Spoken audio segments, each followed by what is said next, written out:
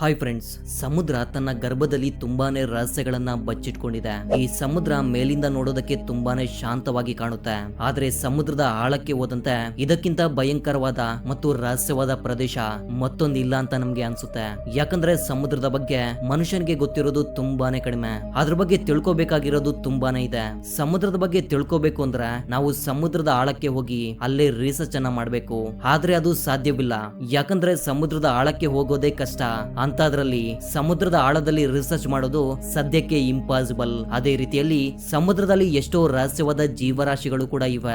ಅದರಲ್ಲಿ ವಿಜ್ಞಾನಿಗಳ ಕಣ್ಣಿಗೆ ಬಿದ್ದ ಕೆಲವು ವಿಚಿತ್ರವಾದ ಜೀವಿಗಳ ಬಗ್ಗೆ ಈಗ ನಿಮ್ಗೆ ತಿಳಿಸ್ಕೊಡ್ತೀನಿ. ಸೊ ಮಿಸ್ ಮಾಡದೆ ಈ ವಿಡಿಯೋವನ್ನ ಕೊನೆವರೆಗೂ ನೋಡಿ. ಹಾಗೂ 100K ಸಬ್ಸ್ಕ್ರೈಬರ್ಸ್ಗೆ ನಾವು ತುಂಬಾನೇ ಹತ್ತಿರದಲ್ಲಿ ಇದ್ದೀವಿ. ನೀವಿನ್ನೂ ನಮ್ಮ ಚಾನಲ್ಗೆ ಸಬ್ಸ್ಕ್ರೈಬ್ ಆಗಿಲ್ಲ ಅಂದ್ರೆ ತಪ್ಪದೇ ಸಬ್ಸ್ಕ್ರೈಬ್ ಮಾಡ್ಕೊಂಡು ಪಕ್ಕದಲ್ಲೇ ಬರುವ ಬೆಲ್ ನೋಟಿಫಿಕೇಶನ್ ಆನ್ ಮಾಡ್ಕೊಳ್ಳಿ. Number 1, black swallower fish. ಆಳವಾದ ಸಮುದ್ರದಲ್ಲಿ ಕಂಡು ಬರುವ ಒಂದು ವಿಚಿತ್ರವಾದ ಮತ್ತು ಭಯಂಕರವಾದ ಮೀನು ಇದು ತನಗಿಂತ ದೊಡ್ಡ ಗಾತ್ರದ ಮೀನುಗಳನ್ನ ಕೂಡ ಬೇಟೆಯಾಡುತ್ತೆ. ಈಗ ನೀವೆಲ್ಲ ಯೋಚನೆ ಮಾಡ್ತಿರ್ತೀರಾ, ಅಷ್ಟಕ್ಕೂ ತನಗಿಂತ ದೊಡ್ಡ ಗಾತ್ರದ ಜೀವಿಯನ್ನ ಬೇಟೆಯಾಡುವುದಕ್ಕೆ ಹೇಗೆ ಸಾಧ್ಯ ಅಂತ. ಆದ್ರೂ ಅದು ನಿಜ.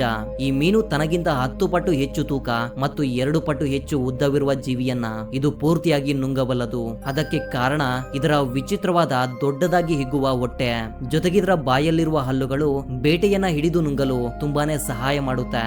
ಬೇಟೆಯನ್ನ ನುಂಗಿದ ತಕ್ಷಣ ಇದರ ಹೊಟ್ಟೆ ಹಿಗ್ಗುವುದಕ್ಕೆ ಶುರುವಾಗುತ್ತೆ. ಹೊರಗಡೆಯಿಂದ ಕೂಡ ನಾವು ಬೇಟೆಯನ್ನ ನೋಡಬಹುದು, ಅಂದ್ರೆ ಇದರ ಹೊಟ್ಟೆ ಸ್ವಲ್ಪ ಟ್ರಾನ್ಸ್ಪರೆಂಟ್ ಆಗಿರುತ್ತೆ.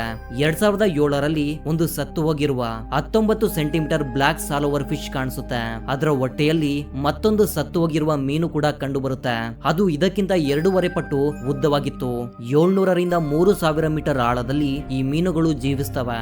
ಬಟ್ ಈ ಮೀನುಗಳು ಸಾಯೋದಕ್ಕೆ ಕಾರಣ ಬಂದು ಇದರ ಆಹಾರ. ಹೌದು, ಇದರ ಹೊಟ್ಟೆಯಲ್ಲಿ ಆಹಾರ ಬೇಗ ಜೀರ್ಣವಾಗೋದಿಲ್ಲ. ಇದರಿಂದ ಹೆಚ್ಚು ಸಮಯದವರೆಗೂ ಆಹಾರ ಹೊಟ್ಟೆಯಲ್ಲಿ ಇಟ್ಕೊಳ್ಳೋದ್ರಿಂದ ಅದು ಕೊಳೆತು ಹೋಗಿ ಕೆಲವು ಗ್ಯಾಸಸ್ ಅನ್ನ ರಿಲೀಸ್ ಮಾಡುತ್ತೆ.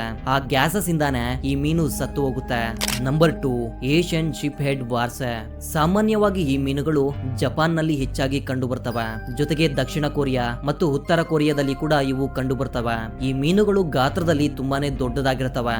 ಇಲ್ಲಿ ವಿಚಿತ್ರವೇನು ಅಂದ್ರೆ ಇದು ನೋಡೋದಕ್ಕೆ ಸ್ವಲ್ಪ ಮನುಷ್ಯರ ಮುಖವನ್ನ ಹೊಂದಿರುತ್ತೆ. ಮನುಷ್ಯರ ತರ ತುಟಿಗಳು ಕೂಡ ಇವೆ.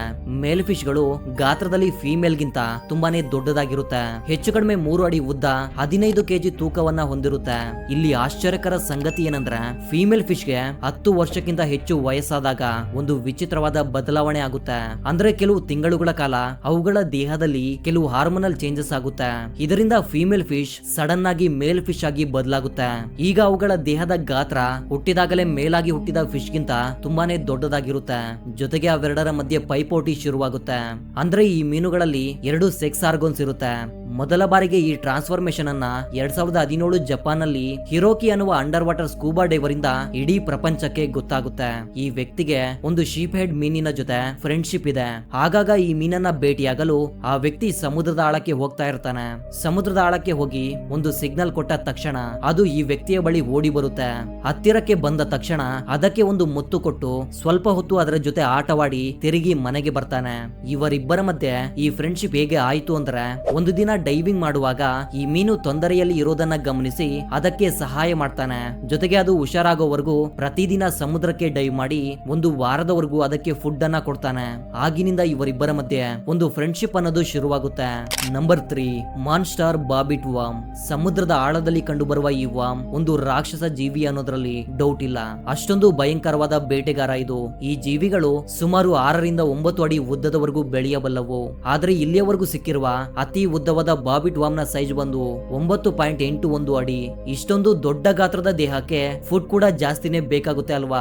ಅದಕ್ಕೆ ತುಂಬಾನೇ ಬುದ್ಧಿವಂತಿಕೆಯಿಂದ ಇದು ಬೇಟೆಯಾಡುತ್ತೆ. ಮೊದಲಿಗೆ ಇದು ನೆಲದಲ್ಲಿ ಒಂದು ಉದ್ದವಾದ ರಂಧ್ರವನ್ನ ಕೊರೆದು ಅದರಲ್ಲಿ ತನ್ನ ದೇಹವನ್ನ ಬಚ್ಚಿಟ್ಕೊಳ್ಳುತ್ತೆ. ಕೇವಲ ತನ್ನ ಬಾಯನ್ನ ಮಾತ್ರ ಹೊರಗಡೆ ಓಪನ್ ಮಾಡ್ಕೊಂಡಿರುತ್ತೆ. ಇದರ ಹತ್ತಿರಕ್ಕೆ ಮೀನು ಅಥವಾ ಬೇರೆ ಯಾವ ಜೀವಿ ಬಂದ್ರೂ ಕೂಡ ಅದನ್ನ ತಕ್ಷಣ ಈ ರೀತಿ ಹಿಡಿದುಕೊಂಡು ಒಳಗಡೆ ಹೋಗುತ್ತೆ.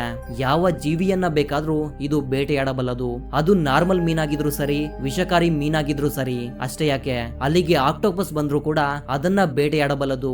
ಇವು ಸಮುದ್ರದ ತಳಭಾಗದಲ್ಲಿ ಹೆಚ್ಚಾಗಿ ಕಂಡು ಬರ್ತವೆ. ಒಂದು ಬಾರಿ ಈ ವಾಮ್ ಅಮೆರಿಕಾದಲ್ಲಿರುವ ಒಂದು ಅಕ್ವೇರಿಯಂ ನಲ್ಲಿ ಕಂಡು ಬರುತ್ತೆ. ಆ ಅಕ್ವೇರಿಯಂ ನಲ್ಲಿರುವ ಮೀನುಗಳ ಸಂಖ್ಯೆ ಇದ್ದಕ್ಕಿದ್ದಾಗೆ ಕಡಿಮೆ ಆಗೋದಕ್ಕೆ ಶುರುವಾಗುತ್ತೆ. ಅನುಮಾನ ಬಂದು ಅಕ್ವೇರಿಯಂ ನ ಚೆಕ್ ಮಾಡಿದಾಗ ಅದರಲ್ಲಿ 4 ಅಡಿ ಉದ್ದದ ಬಾಬಿಟ್ ವಾಮ್ ಇರುತ್ತೆ. ಈಗ ಸ್ಕ್ರೀನ್ ಮೇಲೆ ನೀವು ನೋಡ್ತಾ ಇರೋದು ಅದೇ ವಾಮ್. Number 4 colossal squid. ಸಾಮಾನ್ಯವಾಗಿ ಸ್ಕ್ವಿಡ್ 30 ಸೆಂಟಿಮೀಟರ್ ವರೆಗೂ ಬೆಳೆಯುತ್ತೆ. ಇವುಗಳನ್ನ ಚೈನಾ ಮತ್ತು ಜಪಾನ್ ನಲ್ಲಿ ಹೆಚ್ಚಾಗಿ ತಿಂತಾರೆ. ಆದ್ರೆ ಈಗ ನಾವು ಮಾತನಾಡೋಕೆ ಹೊರಟಿರುವ ಸ್ಕ್ವಿಡ್ ಮನುಷ್ಯರನ್ನೇ ಬೇಟೆಯಾಡಿದ್ರು ಕೂಡ ಆಶ್ಚರ್ಯ ಪಡಬೇಕಾಗಿಲ್ಲ. ಯಾಕಂದ್ರೆ ಇದೊಂದು ವಿಶಾಲವಾದ ಡೀಪ್ ಸಿ ಕ್ರಿಯೇಚರ್. ಇದು ಸುಮಾರು 46 ಅಡಿ ಉದ್ದ ಬೆಳೆಯಬಲ್ಲದು ಹಾಗೂ 500 ಕೆಜಿಗಿಂತ ಹೆಚ್ಚು ತೂಕವನ್ನ ಇದು ಹೊಂದಿರುತ್ತೆ. ಒಂದು ದೊಡ್ಡ ಶಿಪ್ ನ ಮೇಲೆ ಇದು ದಾಳಿ ಮಾಡಬಲ್ಲದು ಅಂತ ಕೆಲವು ಸಮುದ್ರದ ಕಥೆಗಳು ಕೂಡ ಇವೆ. ಆದ್ರೆ ಅದು ನಿಜ ಅಲ್ಲ. ಇವು ಕೇವಲ ಸಮುದ್ರದ ಆಳವಾದ ಪ್ರದೇಶದಲ್ಲಿ ಕಂಡು ಬರ್ತವೆ. ತುಂಬಾನೇ ಅಪರೂಪವಾಗಿ ಮಾತ್ರವೇ ಸಮುದ್ರದ ಸರ್ಫೇಸ್ ಲೆವೆಲ್ಗೆ ಇವು ಬರ್ತವೆ. ಇದರಿಂದ ಇವುಗಳ ಮೇಲೆ ಕೂಡ ರಿಸರ್ಚ್ ಮಾಡೋದು ತುಂಬಾನೇ ಕಷ್ಟ. 2007 ನ್ಯೂಜಿಲೆಂಡ್ ನಲ್ಲಿ ಮೀನುಗಳನ್ನ ಹಿಡಿಯುವ ಒಂದು ಶಿಪ್ ನಲ್ಲಿ ಒಂದು ದೊಡ್ಡ ಗಾತ್ರದ ಕೊಲೋಸಲ್ ಸ್ಕ್ವಿಡ್ ಅನ್ನ ಅವರ ಕ್ಯಾಮ್ರಾದಲ್ಲಿ ರೆಕಾರ್ಡ್ ಮಾಡ್ತಾರೆ. ಹೆಚ್ಚು ಕಡಿಮೆ ಅದು 350 ಕೆಜಿ ತೂಕವನ್ನ ಹೊಂದಿತ್ತು ಅಂತ ಅವರು ಹೇಳ್ತಾರೆ. ನಂತರ ಇದರ ಮೇಲೆ ರಿಸರ್ಚ್ ಮಾಡೋಕೆ ನ್ಯೂಜಿಲೆಂಡ್ ಗೆ ತಗೊಂಡು ಬರ್ತಾರೆ. ಆಗ ಇದರ ನಿಜವಾದ ತೂಕ ಗೊತ್ತಾಗುತ್ತೆ. ಇದು 400 ಕೆಜಿಗಿಂತ ಹೆಚ್ಚು ತೂಕವನ್ನ ಹೊಂದಿತ್ತು. ಇದರ ಕಣ್ಣುಗಳು ಕತ್ತಲಲ್ಲಿ ಕೂಡ ನೋಡುವ ಶಕ್ತಿಯನ್ನ ಹೊಂದಿವೆ. ಅಂದ್ರೆ ಇದರ ಕಣ್ಣುಗಳಲ್ಲಿ ಬೆಳಕನ್ನ ಉತ್ಪಾದಿಸುವ ಶಕ್ತಿ ಇದೆ. Number 5 deep C dragon fish. ಇದು ಕೂಡ ಸಮುದ್ರದ ಆಳವಾದ ಪ್ರದೇಶದಲ್ಲಿ ಮಾತ್ರವೇ ಕಂಡು ಬರುತ್ತೆ. ಹೆಚ್ಚು ಕಡಿಮೆ 2000 ಮೀಟರ್ ಆಳವಾದ ಸಮುದ್ರದಲ್ಲಿ ಈ ಡ್ರ್ಯಾಗನ್ ಫಿಶ್ ಜೀವಿಸುತ್ತೆ. ಇದನ್ನ ಸ್ಕೇಲೆಸ್ ಡ್ರ್ಯಾಗನ್ ಫಿಶ್ ಅಂತ ಕೂಡ ಕರೆಯಲಾಗುತ್ತೆ.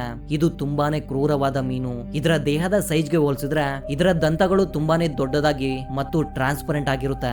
ವಿಜ್ಞಾನಿಗಳ ಪ್ರಕಾರ ಇದರ ದಂತಗಳು ಪಿರಾನ ಮೀನುಗಳಿಗಿಂತ ಬಲಿಷ್ಠವಾಗಿದೆ ಅಂತೆ. ನೋಡೋದಕ್ಕೆ ತುಂಬಾನೇ ಭಯಂಕರವಾಗಿ ಕಾಣುವ ಈ ಮೀನು ಗಾತ್ರದಲ್ಲಿ ತುಂಬಾನೇ ಚಿಕ್ಕದಾಗಿರುತ್ತೆ. ಅಂದ್ರೆ ಇದು ಕೇವಲ 5 ಸೆಂಟಿಮೀಟರ್ ಇಂದ 8 ಸೆಂಟಿಮೀಟರ್ ಉದ್ದವಾಗಿರುತ್ತೆ. ಇಲ್ಲಿ ವಿಚಿತ್ರವೇನು ಅಂದ್ರೆ ಫೀಮೇಲ್ ಡ್ರ್ಯಾಗನ್ ಫಿಶ್ ಮಾತ್ರ 40 ಸೆಂಟಿಮೀಟರ್ ಗಿಂತ ಹೆಚ್ಚು ಉದ್ದವಾಗಿ ಬೆಳೆಯಬಲ್ಲದು.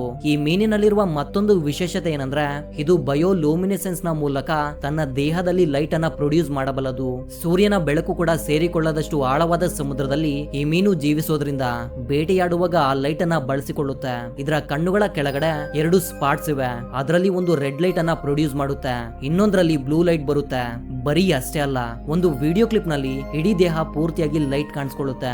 ಅದನ್ನ ನೋಡಿ ವಿಜ್ಞಾನಿಗಳು ಕೂಡ ಆಶ್ಚರ್ಯ ಪಡ್ತಾರೆ. ಬೇರೆ ಜೀವಿಗಳನ್ನ ಹೆದರಿಸಲು ಇದು ಈ ರೀತಿ ದೇಹವೆಲ್ಲ ಲೈಟ್ ಬರೋ ರೀತಿ ಮಾಡುತ್ತೆ. ಆದ್ರೆ ಎಕ್ಸಾಕ್ಟ್ ರೀಸನ್ ಏನು ಅಂತ ಯಾರಿಗೂ ಗೊತ್ತಿಲ್ಲ.